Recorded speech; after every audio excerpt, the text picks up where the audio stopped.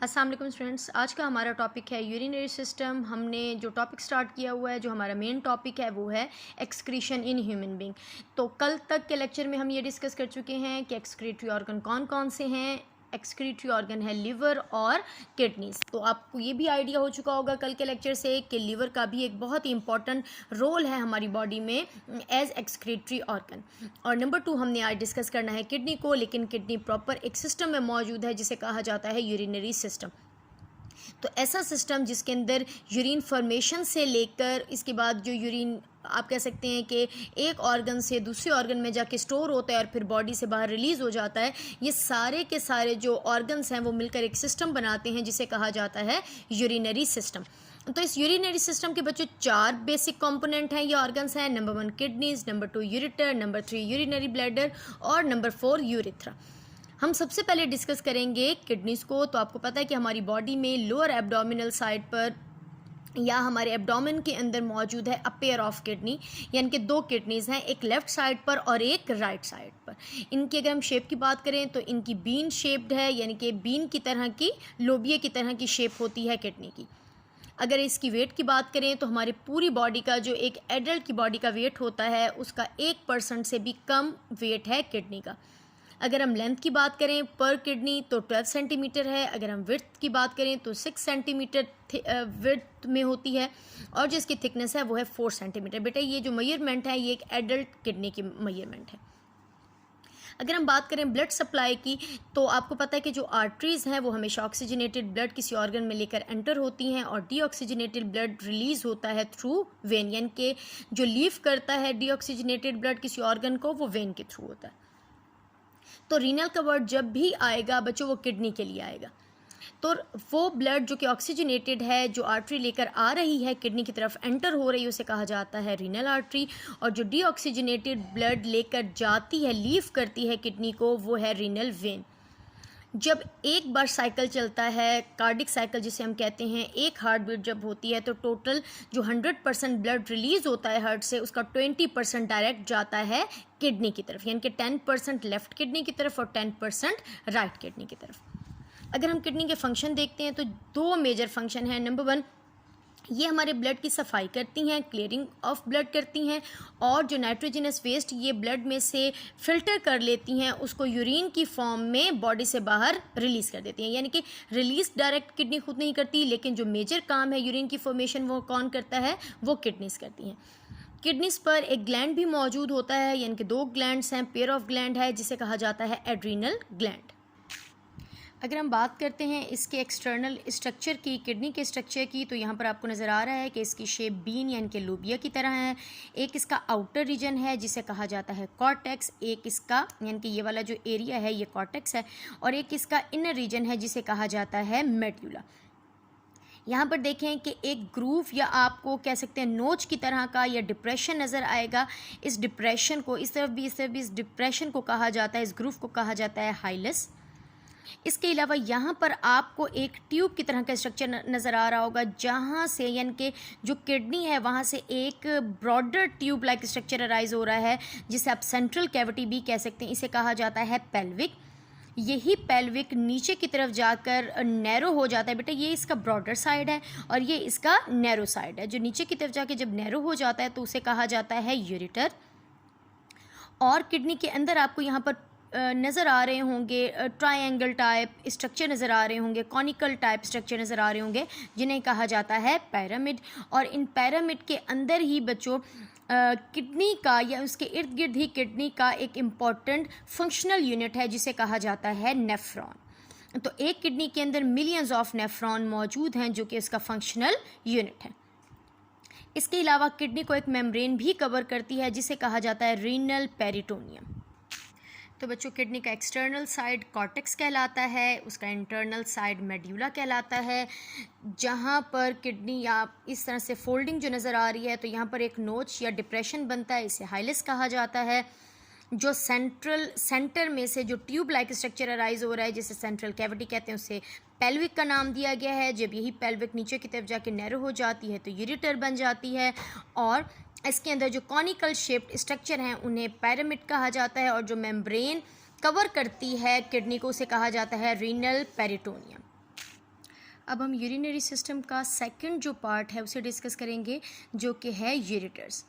तो यूरेटर्स क्या है? यूरिन जब फॉर्म हो जाता है, जब किडनी के अंदर यूरिन की फॉर्मेशन हो जाती है, तो यूरिन किडनी को लीव कर देता है थ्रू अ डक्ट, वही डक्ट कहलाती हैं यूरेटर्स। तो बच्चों यहाँ पर एक सिंपल सी डायग्राम से मैं समझाने की ट्राई करूँगी कि ये देखें, ये दो किडनीज़ हैं, ये वाला जो रीजन है ये पेल्विक कहलाता है, और यहाँ पर जब यूरिन की फॉर्मेशन होती है तो ये हर किडनी से एक ट्यूब लाइक स्ट्रक्चर अराइज हो रहा है, एक डक्ट अराइज हो रही है जिसे कहा जा रहा है यूरेटर।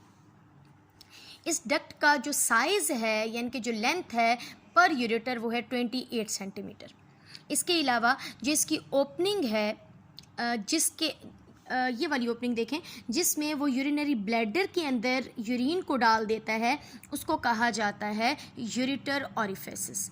यानी कि जितनी भी ओपनिंग्स हैं, यानी कि दो जो ओपनिंग यहाँ पर मौजूद हैं पर यूरेटर, उसे कहा जा रहा है यूरिनरी ऑरिफिस।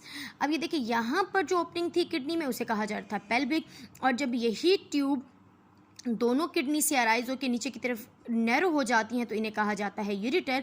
और जो यूरेटर की ये ओपनिंग्स हैं जहाँ पर वो यूरिनरी ब्लैडर के अंदर ओपन होती हैं, इन्हीं ओपनिंग्स को कहा जाता है यूरेटर ऑरिफिस।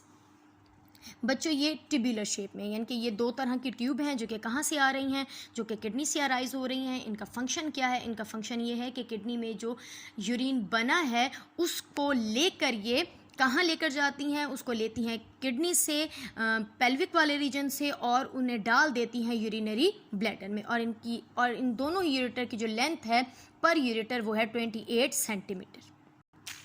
बच्चों थर्ड ऑर्गन पढ़ेंगे यूरिनरी सिस्टम का, जो कि है यूरिनरी ब्लैडर। यूरिनरी ब्लैडर एक बैलून शेप्ड स्ट्रक्चर है, ठीक है, पेयर शेप्ड स्ट्रक्चर है, और इसका फंक्शन ये है कि वो यूरिन को कंडक्ट करता है, रिसीव करता है किडनी से थ्रू यूरेटर, और उसे टेम्पररी तौर पर स्टोर कर देता है। यानी कि टेम्पररी तौर पर जब स्टोरेज हो जाती है जिस ऑर्गन के अंदर यूरिन की, वो कहलाता है यूरिनरी ब्लैडर। कितना यूरिन ये ऑलमोस्ट स्टोर कर सकता है? तो एक एडल्ट में 1 लीटर यूरिन को ये स्टोर कर सकता है।